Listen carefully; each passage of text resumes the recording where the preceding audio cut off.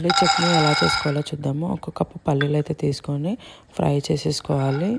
అవి చిటపటలు ఆడాలన్నమాట. లోపటి వరకు మంచిగా ఫ్రై అవ్వాలి. చూడండి ఇలా ఓపెన్ అవ్వాలి పల్లీలు, అప్పుడే టేస్ట్ చాలా బాగుంటుంది చట్నీకి. ఇక్కడ మిక్సీ జార్ తీసుకొని 1 కప్పు పచ్చి కొబ్బరి వేసుకుంటున్నాను, 1 కప్పు పల్లీలు వేయించినవి వేసుకుంటున్నాను. పొట్టుతోనే వేసుకుంటున్నాను, టేస్ట్ చాలా బాగుంటుంది. ఇంకా నెక్స్ట్ వచ్చేసి జీలకర్ర వేస్తున్నాను, 1/2 టేబుల్ స్పూన్. సాల్ట్ మీ టేస్ట్కి తగ్గట్టుగా వేసుకోండి. కొంచెం చింతపండు తినని వాళ్ళు లెమన్ కూడా వేసుకోవచ్చు. 1/2 కప్పు జీడిపప్పు. ఇంకా ఇక్కడ వచ్చేసి పచ్చిమిర్చి అయితే ఇలా వాటర్లో ఉడికించుకుంటున్నాను, ఆయిల్ అసలు ఫ్రై చేయట్లేదు. ఇలా ఉడికిన పచ్చిమిర్చిని ఇలా మిక్సీ జార్లో వేసేసుకుంటున్నాను.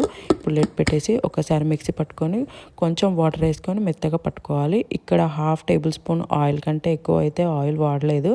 ఇక్కడ ఆవాలు, జీలకర్ర, ఇంకా ఎండుమిర్చి, కరివేపాకు ఇవన్నీ వేసుకోవాలి. పోపుకి కావాలంటే వేసుకోవచ్చు, లేదంటే అలానే కూడా మనం చట్నీ తినొచ్చు. చాలా బాగుంటుంది. ఇడ్లీలోకి, దోశల్లోకి అన్నిట్లోకి చాలా బాగుంటుంది ఇలా ఆయిల్ లేకుండా చట్నీ.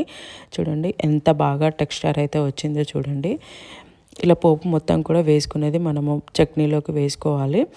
ఇప్పుడు వేడి ఇడ్లీలోకి తింటే అసలు నోట్లో ఇలా నీళ్ళు ఊరుతూ ఉంటాయన్నమాట. ఇంకా తినాలి అనిపించేలాగా ఉంటుంది. ఆయిల్ కూడా ఎక్కువగా లేదు. తప్పకుండా ట్రై చేయండి. నచ్చితే లైక్ చేయండి, షేర్ కూడా చేయండి, కామెంట్ కూడా చేయండి, సబ్స్క్రైబ్ కూడా చేసుకోండి. Thank you for